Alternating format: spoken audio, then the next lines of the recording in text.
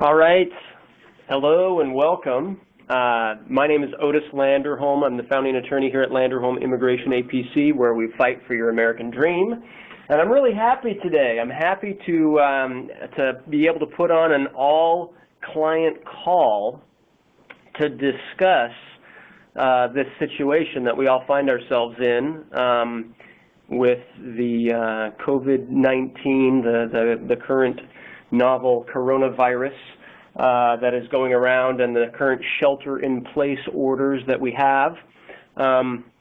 It is a historic time that we find ourselves in. I don't think that anything like this has ever happened, and so I'm really happy to be on the call with each of you and to be able to think it through and to think about how this situation, this pandemic, is going to affect our immigration cases.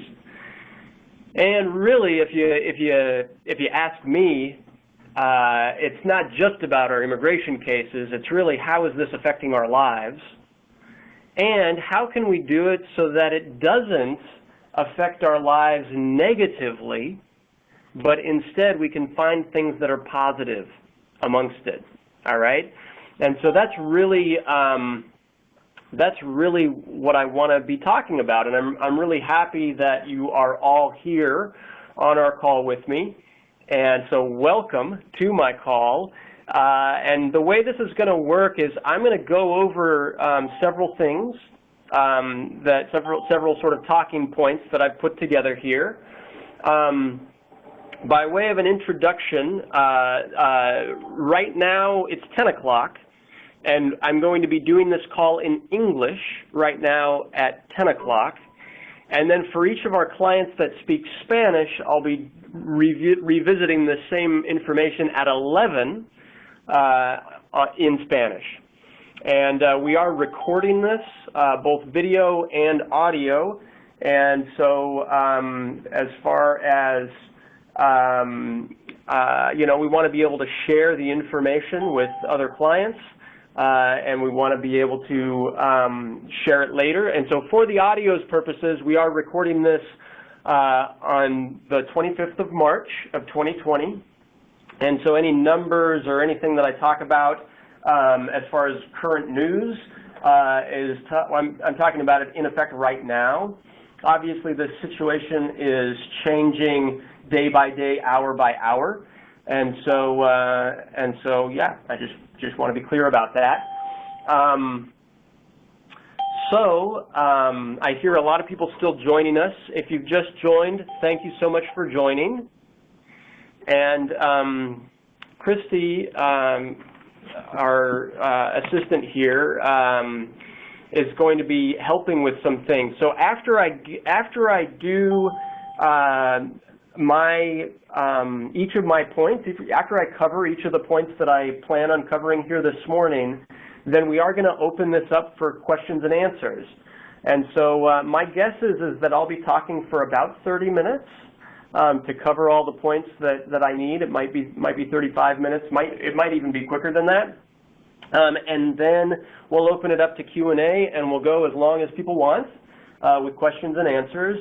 And then I will need to get off the call probably at I'll need to get off the call at 10:50 or so to give myself a little bit of a breather before starting our 11 a.m. call in Spanish.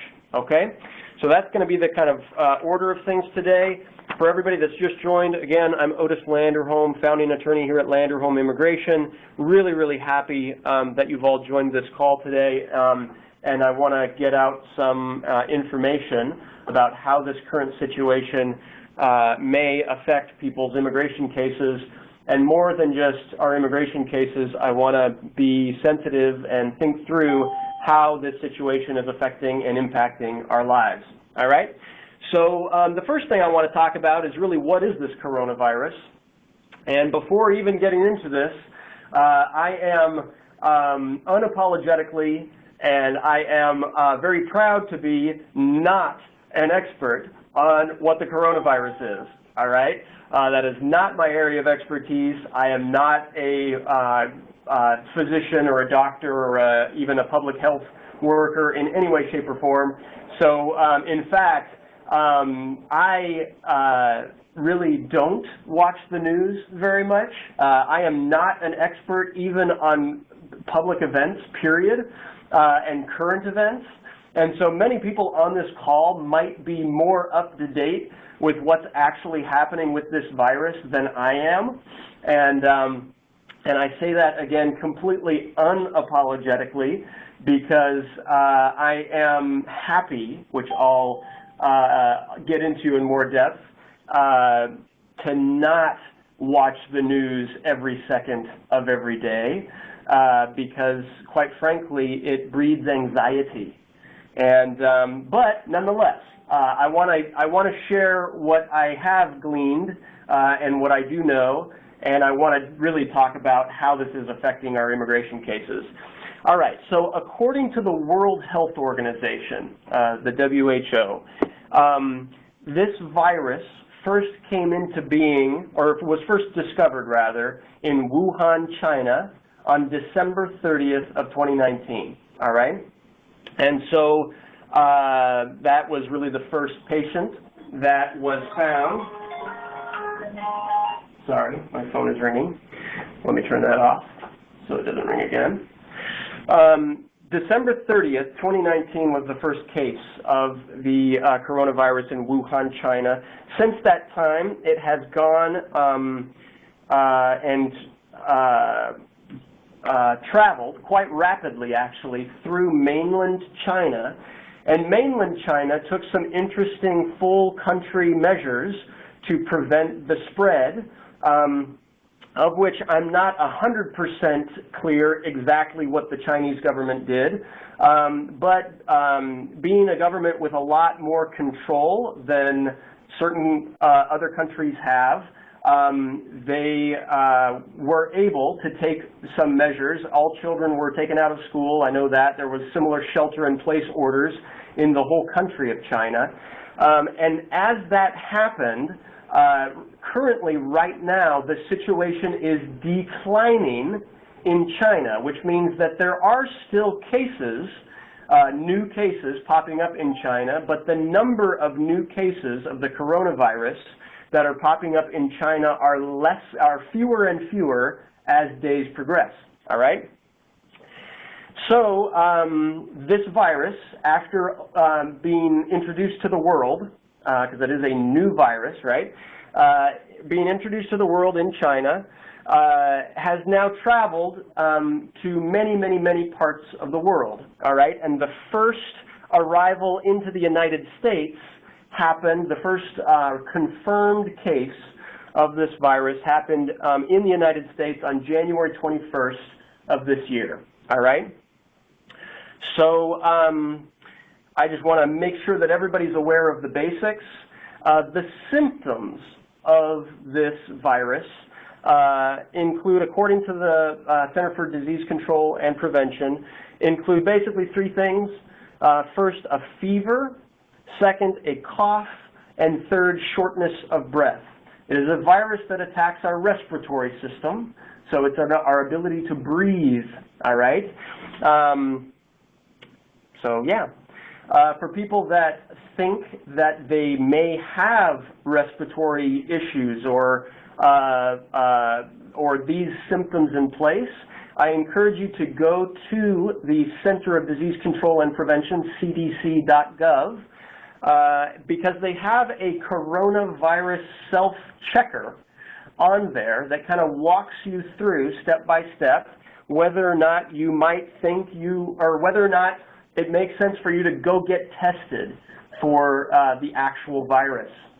The other thing that I want to point out is the symptoms that are not attributed to the coronavirus. For example, one of the symptoms that's not on here is runny nose. One of the symptoms that is not on here is watery eyes, things like that. So if you have those symptoms, which are much more common with like a normal cold, then it's very unlikely that you have the coronavirus. All right? And good. As this virus has been spreading, various jurisdictions, including the state of California, first the Bay Area, then the state of California, and now many other states as well, I know we have some callers in other states as well, have implemented various legal orders to prevent or to slow the spreading of the virus. All right? I want to talk a little bit about that, and I want to encourage people to really understand what those orders actually say and how they actually are affecting us. All right? Some of those orders are preventing us from leaving our homes. Some of them are preventing us from going to work. And I know there's a lot of questions right now about, okay, what can I do, what can't I do, what should I do, what shouldn't I do? And so I want to talk through that a little bit right now, all right? So the Bay Area, which is, our office is located in Alameda County, and there were 6 Bay Area counties that created these shelter-in-place orders, and to my knowledge, they were the first orders of their type in the United States.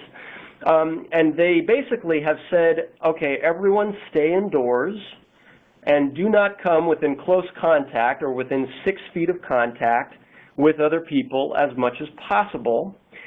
And these orders were built in with certain exceptions. All right, exceptions for essential activities, to go to the grocery store to get food, for example. And there was also exceptions for certain essential businesses, all right? And those essential businesses, I'm looking at the order itself that came out on March 16th.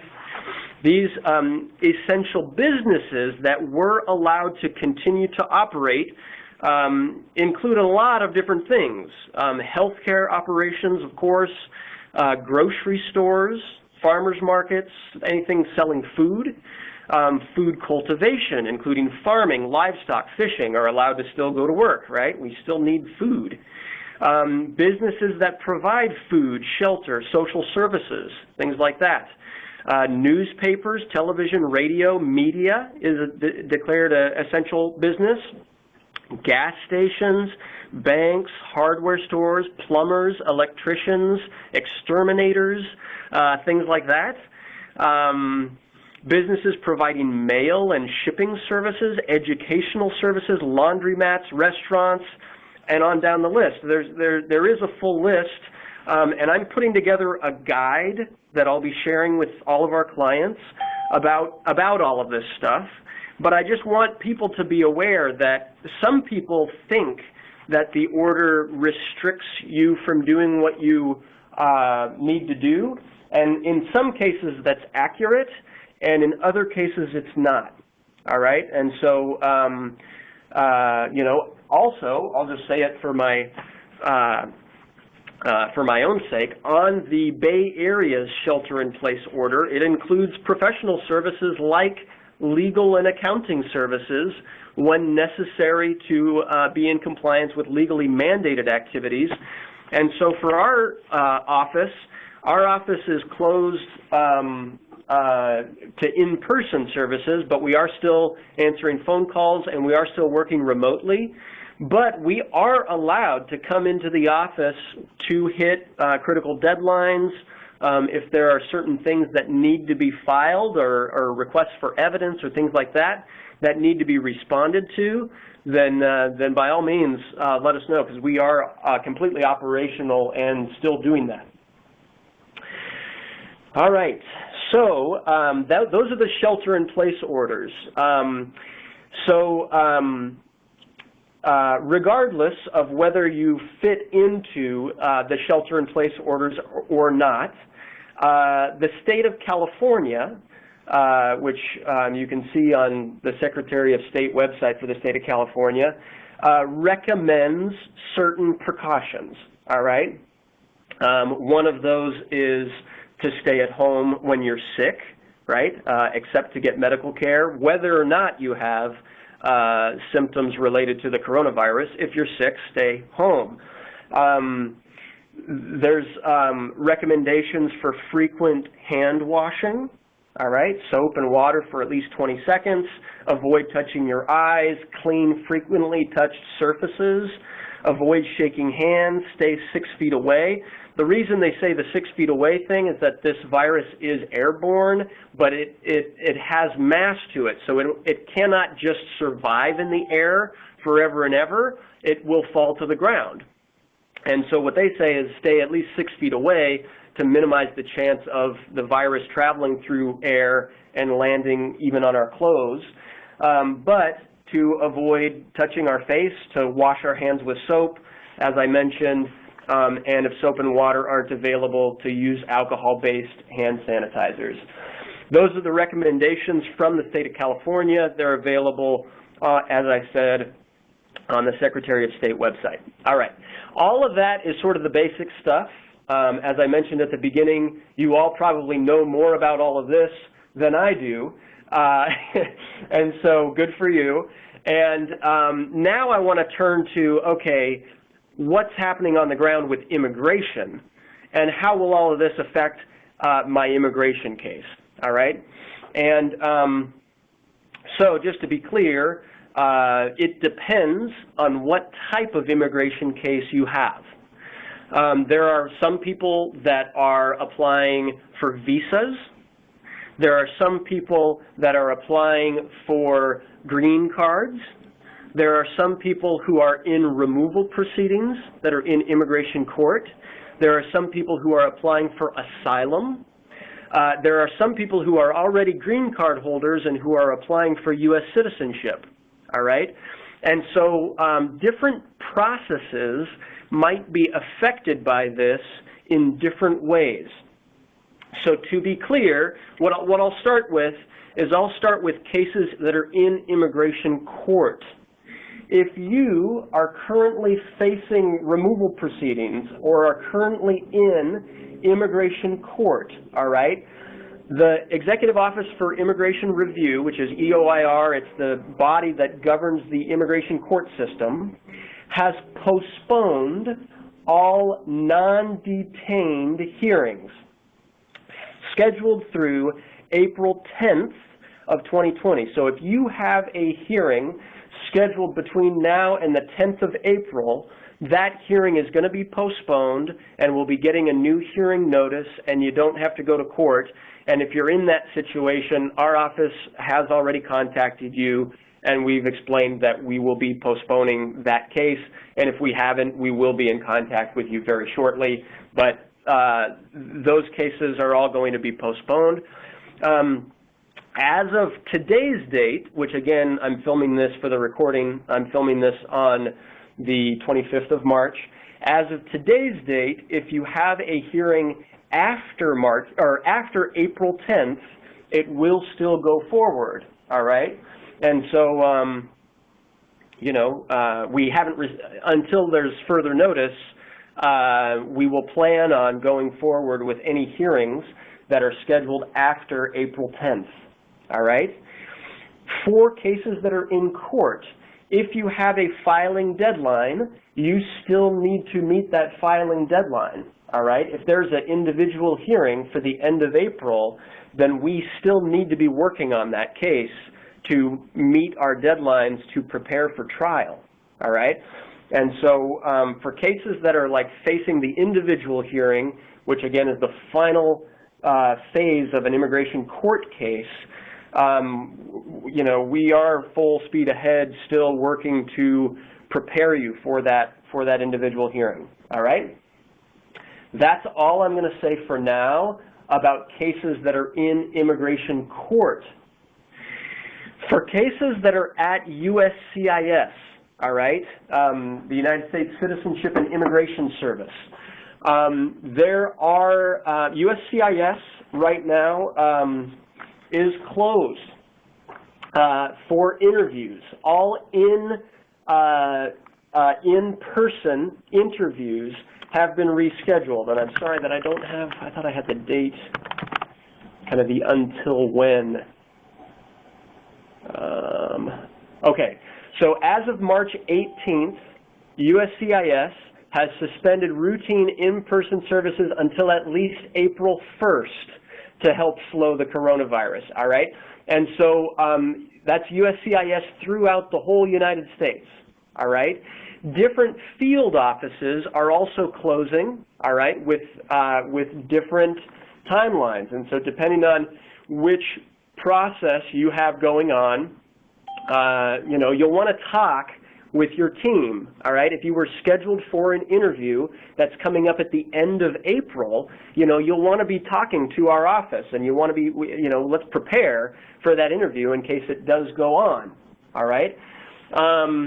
But for right now, through April 1st, all services have, all in-person services have closed or not happening through April 1st, and they will all be rescheduled. That is also true in the asylum context, all right? So asylum interviews will also be automatically canceled and rescheduled, all right?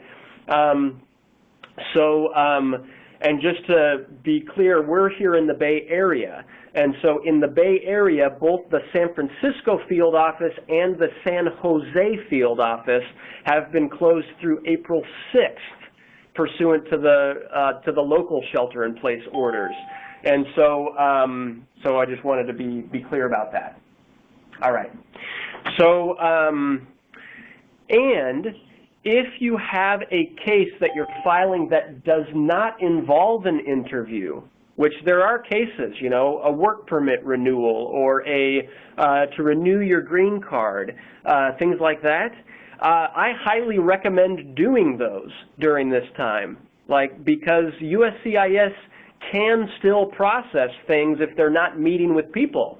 And so now's the time to submit those types of requests to immigration because, you know, heck, USCIS has the bandwidth right now to handle those things, all right?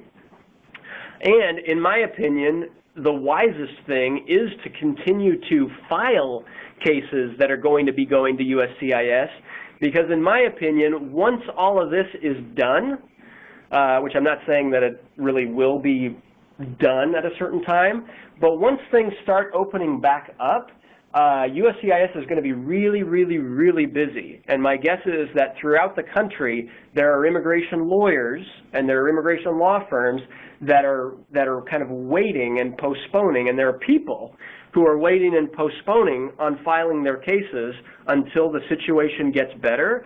And I encourage us not to do that. I encourage us to file now while we can to get ahead of that surge that we can all anticipate happening after things start to open up again. All right. The next type of case that I want to talk about are cases for immigrant visas at the U.S. consulates, all right? Obviously, consular processing, if somebody's married to a U.S. citizen and filing their process through Ciudad Juarez in Mexico or in other countries, they're all subject to what's going on the ground there, all right? Right now in Mexico, at Ciudad Juarez in Mexico, they are not doing anything related to visa interviews right now, all right? All visa interviews have been temporarily postponed, but they are still open for U.S.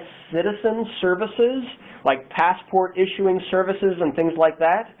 But if you are planning on consular processing through marriage, be in touch with your lawyers before leaving the U.S. to go do that, all right? And there's more to talk about there because the U.S.-Mexico border is closed right now. You've probably seen the news on this. It is closed right now for quote-unquote non-essential travel, all right? And so they are still allowing people to travel from Mexico to the U.S. for quote-unquote essential things, which basically has anything to do with keeping the economy going. Like they are allowing trucks and things to go through with essential goods and things like that. But basically all non-essential visas are just being postponed. It's not happening. And that's true for Mexico. It's also true for Canada. All right? So just be aware of that. In fact, the whole State Department has advised that everyone not travel during this time. And so, and I recommend that. Like, don't travel if you can avoid it. All right, so the next thing that I want to talk about is if your immigration status is about to expire for some reason. If you have a visa, right? If you're here as a tourist on a visa and you're not allowed to return to your country, or you're not allowed to, you know, the State Department's issuing orders not to travel, and if your visa is about to expire, there is an application process that we can go through to extend, to ask the government under the circumstances to extend your visa status. All right, that's called an I-539, and yes, we can help people do that. It's not something that we commonly do, but given the circumstances, if you or a loved one or someone is currently in the U.S. on a visa, and if they want to extend that visa and stay longer, you know, let's help them do that. All right? All right, so that's my summary of the kind of nitty-gritty details on what to expect on your immigration case itself. All right? Basically, interviews are not being scheduled right now until further notice, and courts are not happening right now. And they won't happen until after April 10th. And be in communication, all right? Be in communication with your team. Don't hesitate to contact our office. We are still open. And so now what I'd like to do is I'd like to change the conversation a little bit, and I'd like to talk about some frequently asked questions that are often coming up for our clients, all right? So the first question I want to talk about is, man, what if I lose my job because the economy is going down? Can I get unemployment benefits? All right? And the question there is, can immigrants in the United States qualify to get unemployment benefits if anyone were to lose their job? The answer to that question is, it depends.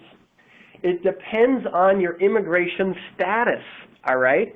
To qualify for unemployment, you have to be able to show that you're able to work, which means that includes lawfully. You've got to be able to show that you've got a valid work permit, all right, to qualify for unemployment benefits.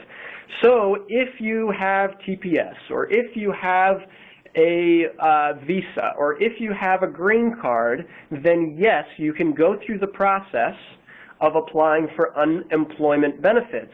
However, if you are undocumented in the United States, there's no way to qualify for unemployment benefits, all right? All right, and now the question comes up like, okay, what about the public charge stuff? All right, you may have seen in the news just last month on February 24th, the public charge changes happened. And there are these new regulations that go into effect that say, okay, if you've applied for any benefits, it can cause a problem for your immigration case, all right? Well, the government has said that those regulations will not apply to coronavirus-based benefits. And so if you're getting unemployment based on the coronavirus right now, that benefit will not subject you to this public charge rule in the future. The government is clear on that point, all right? Also, if you need health care, all right, if you are sick or whatever and you need health care, do not worry about the public charge stuff. Go get the health care that you need, all right, regardless of your immigration status. Okay. Yay, that's a lot of what I wanted to cover as far as like the details and the facts and where we're at. Now, what I would like to do is I would like to talk about something that I myself am a huge proponent of, and that is in all of this, we're seeing the news, and we're talking to our family and our friends and our loved ones. How can we keep our sanity? How can we stay positive? How can we not get anxious with all of this craziness that's happening around us? All right? And so what I would like to do is I would like to share my own perspective on all of this, which, again, I am unapologetically not an expert, and I am just one guy sharing my own perspective, and I offer it to you to just have a perspective, all right? For me, there are always ways to see the positive in any situation if you train your mind to look for it, all right? For me, we shouldn't wish in our lives for fewer problems, because being alive, we will always have problems. Instead, we should wish for more skills, more ability, more courage, more skills to deal with the problems that come up in our lives. And in my opinion, everything that's happening right now is an enormous opportunity for us to figure out how to work better together, right? You know, think of it on a global level, like when have governments around the world had to like come up with vaccines and come up with game plans on like how to resolve a world issue in a similar way? I can't think of a single instance in history where humans, where our planet has had to grapple with the same common attack, right, which a virus attacks our bodies, and come up with a solution that can actually help get through it through nations, all right? So that's one thing. The other thing is, okay, for us personally, there has to be something positive that comes out of this personally in each one of our lives, all right? For me, my kids are home from school, right? I get to spend more time with my kids right now, all right? That is actually something that is positive and happening right now in my life as a result of this chaos, all right? For me, I get to be on this awesome, wonderful call with each of you wonderful people right now, all right? I wouldn't have created this call right here, right now, had it not been for this situation, all right? There's ways that each of us, if we take time to really think it through, that we can use this situation, which, don't get me wrong, it is an inconvenience at the very least, and a life-threatening issue at the very most, right, for each of us. And but even with that, we can all find a possibility, an opportunity, something of hope for a better future through it, okay? And to do that, I would like us to consider a few things. According to the CDC, the Center for Disease Control and Prevention, yesterday there were a total of, as far as numbers, yesterday, March 24th, there was a total number of total confirmed cases of this virus of 44,183. All right? So, 44,183. In a country, right, in a country of 327 million human beings, all right, which means that less than, like doing the math, less than one person, it's approximately one person out of every 10,000 actually has this, has a confirmed case of this, right? Whereas we could compare that, for example, with certain other illnesses, right? Last year, I'm gonna compare the coronavirus versus some other things here, all right? And I'm getting all of this from the Center for Disease Control and Prevention. Last year, the leading causes of death in the United States were, number one, heart disease to the tune of 647,457 people, all right? Second was cancer, which was 599,000 people.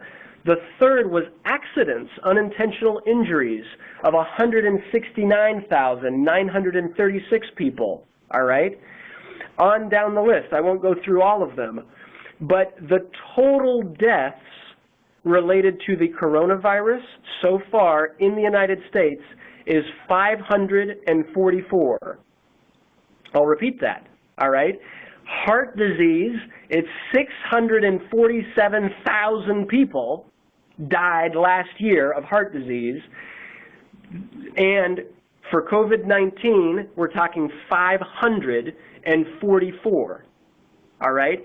It is a,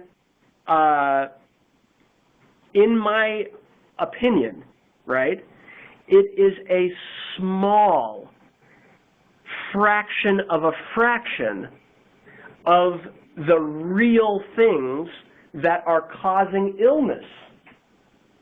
It is a small fraction of a fraction of the things that really could be harming us at any given point in time. All right? Even unintentional accidents, unintentional injuries had 169,936 deaths last year, right? Versus the 544 total deaths related to this virus. And so, and obviously, the year is still young, right? And obviously, you know, the thing that is happening with the coronavirus is it is growing, all right? It is increasing, it is spreading, all right? And even with it spreading, the likelihood of it actually causing death is very, very, very, very low. And I want us to keep that in perspective, all right? It is still much, much lower than the big causes for death. Even in China, which, as I said at the beginning of this call, is now on the back side. They have now decreasing cases of the coronavirus. Even in China, the coronavirus was number 49th in the list of like the top leading causes of death, all right? After esophagus cancer, all right? Like it is very, very unlikely, incredibly unlikely that anyone on this call or who will ever listen to this call will literally pass away from this virus. And I just want to be really, really clear about that.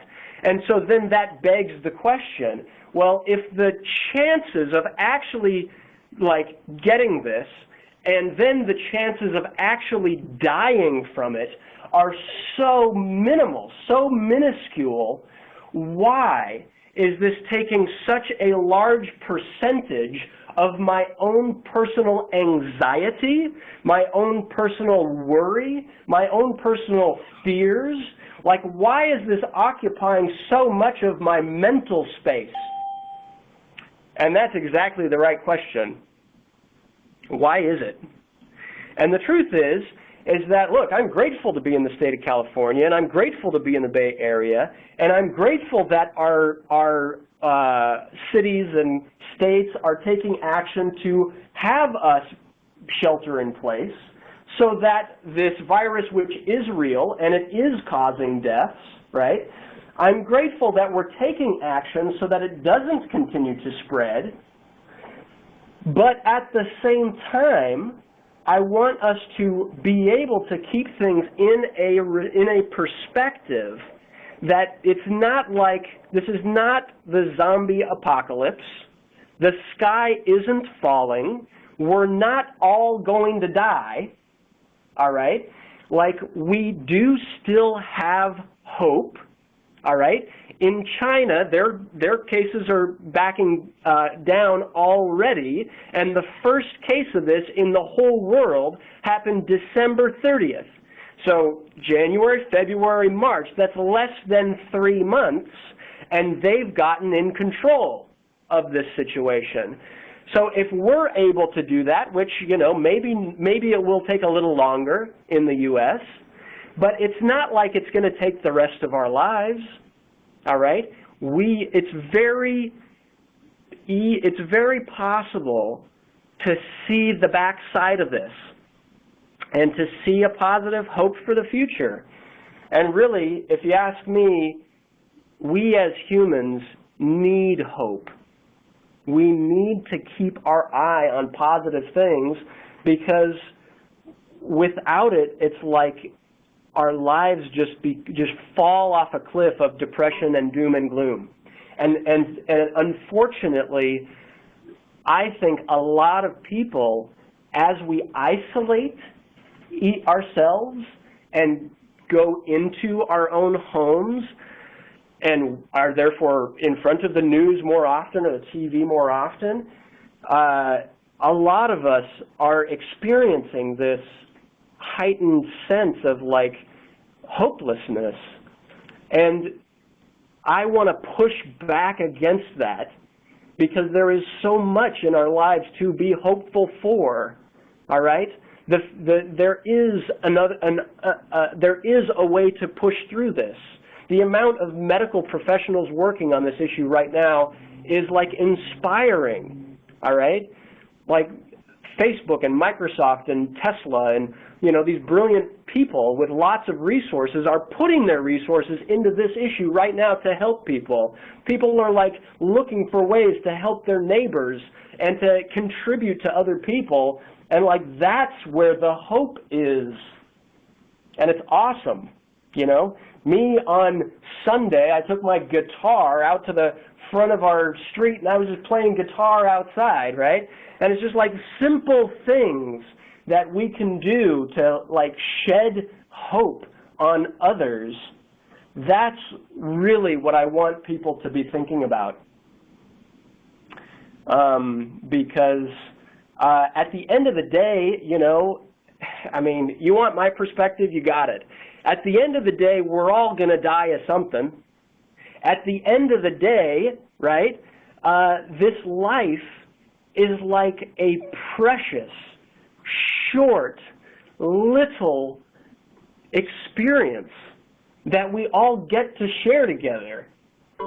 And like, let's look for the ways, even in challenging times, to like live it to the fullest, live it with purpose, with intention, like actually find a way to contribute to other people.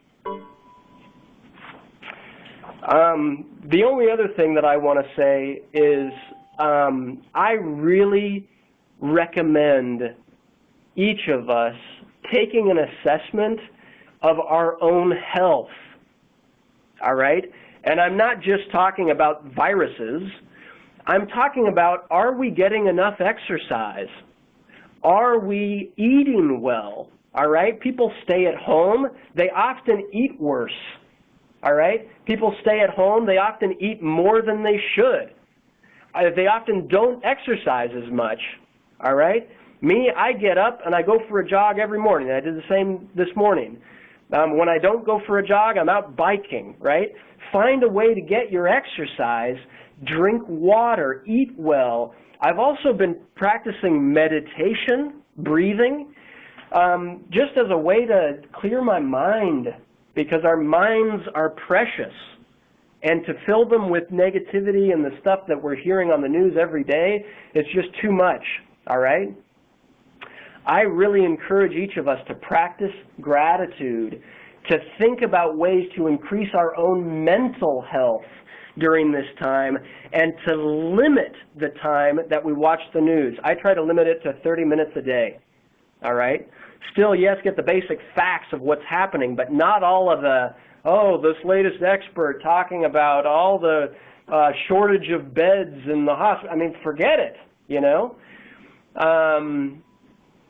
That's my opinion. Focus on what we can actually control, on what we can actually contribute, and then actually look for ways to contribute to other people during this time.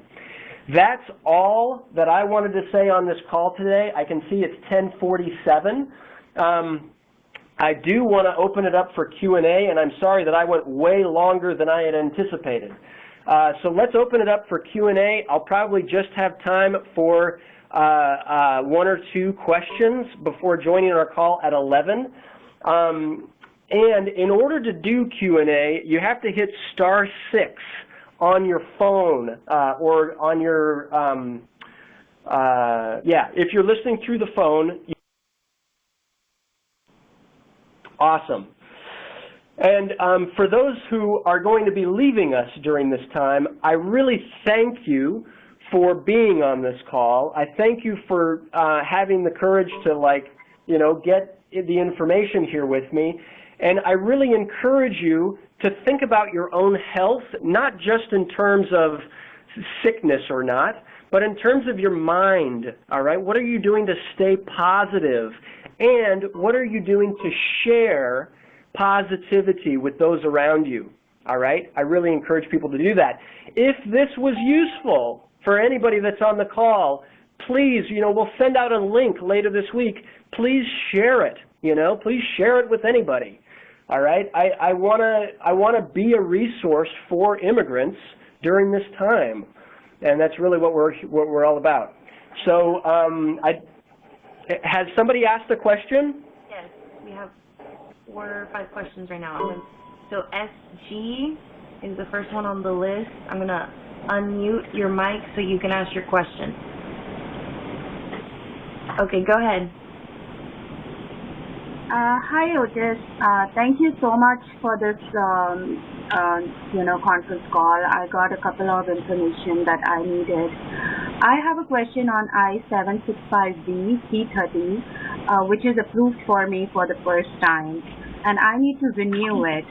So I need to know if it needs to be renewed within 2 years of getting a divorce decree as well, or if that's a condition or not. And second question is, if this pandemic opens up any other special category for me as a TB survivor. Got it. Thank you so much for asking that question. And so just so I heard it correctly, are you saying that you need to file the I-751, the request to remove conditions from your green card? No.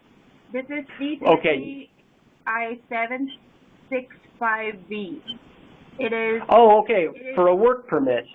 Yeah, it's a special work authorization. I was on H-4 before, and the primary person has his I-140 approved, obviously.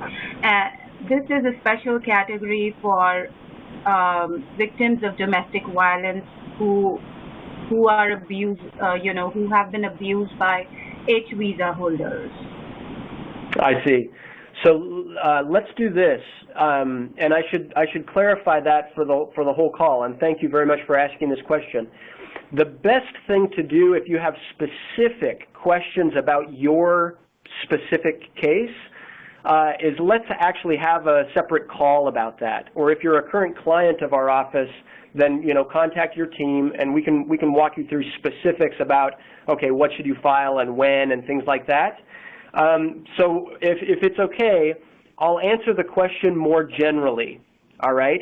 If you have a work permit, and if your work permit is set to expire at any time within the next 6 months, within the next 180 days, yes, now is the time to submit the renewal request for your work permit, all right? All of this stuff about coronavirus does not affect that. Let's send out that work permit, all right? And if this is the first time applying for a work permit, then you can do that as well. As long as you're eligible and as long as you're submitting the I-765 with, following the instructions on the form, then yeah, if you're eligible for a work permit through VAWA or otherwise, you can submit that. So I already have it. I already have the first time approved, and this is just about renewal.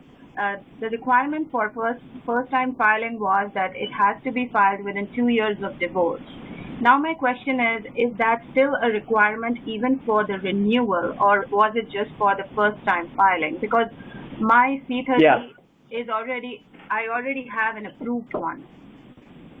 Got it. And so I'll answer that question, and then we'll move on to the next caller, okay? The 2-year requirement is for VAWA itself. It's not for the work permit. Got it. Okay? So you can, if you got a work permit through VAWA, you can refile your renewal of your work permit. Don't worry about that. Thank you so much. No problem. All right, Christy, who we have next? We have Mary and Daniel. I'm gonna unmute. Awesome. Okay. Hey, Otis. Hello. Hi, good morning. Thank you so much to begin with for this meeting and for the kind words. We really appreciate it. Cool. We know you guys are busy. Well, last week we sent out documentation and questions about our case to one of our members in our team. We have yet to hear back. We were just wondering, during this shelter in place, is it better to contact you guys through email or phone? Which way is faster? I know we're trying to submit and we don't have any in-person meetings, so we're trying to get all our paperwork as soon as we can just to get things moving. So we're just wondering what the best way to get things moving faster with you guys is. Got it. Well, thank you for bringing that to my attention, and I'm sorry if something fell through the cracks there. In our office, we have transitioned from working in the office to working remote, but we do still have access to email and phone and everything like that. And so we might be a little bit behind, maybe more than usual, on responding to emails. But our office actually does have a policy to respond to emails and phones within 24 hours whenever possible. And so if for whatever reason it didn't go through or you haven't reached someone yet, please do call us and please do email again. All right, and just stay on top of us so that we get your question addressed. Sounds good. Thank you. I appreciate that. Okay, and thank you for bringing that up, as I said. And really, the bottom line is, please don't hesitate to continue to reach out. All right, if something fell through the cracks through email or phone or voicemail or whatever, recall us again. You know, we are here and we are open, and so everybody can contact us through any means that make sense for you. All right, we even take text messages. So you know, feel free to reach out. Thank you. All right. Take care. Awesome. Be safe out there. All right. Thanks. You too. All right. Next. All right. I'm sorry, everybody. I'm just going to have time for one more. Next question is from phone number ending in 4830. I'm going to unmute you now. Okay. Good morning, Otis. How are you? I'm great. Thanks. How are you? Good. Thank you. Thank you for all this wonderful information. My question is, if you already had your interview and your case didn't get, a answer, so it's pending, is that part still working? What's the timeline on that? And if that's a really great question. What should we be expecting, now that this is kind of like on hold and all that stuff after the interview? Yep, that is a really great question, and thank you for asking that question. So I am hopeful that now, as part of this slowdown on in-person interviews, I am hopeful that now we'll start to see an uptick on actual decisions, because USCIS officers, well, not in the Bay Area, but at the service centers, they can still go to work, all right? And so USCIS officers can still work, they just can't do the in-person meetings. And I'm not sure if this is what's going to happen, but I am hopeful that those cases that have been waiting for decisions and waiting, that finally we'll be able to get a decision and get the answer we're looking for. All right. Okay, thank you so much. Yeah, no problem. Thank you for asking that. Yeah. All right, everyone. Everyone that's just logged in for our Spanish language call, welcome y bienvenidos, all right? And everyone that's just finishing our English call, I really want to thank each of you for being with us, and I wish you all the best. And please do let us know if you want more of these. We can do more of them even if people want.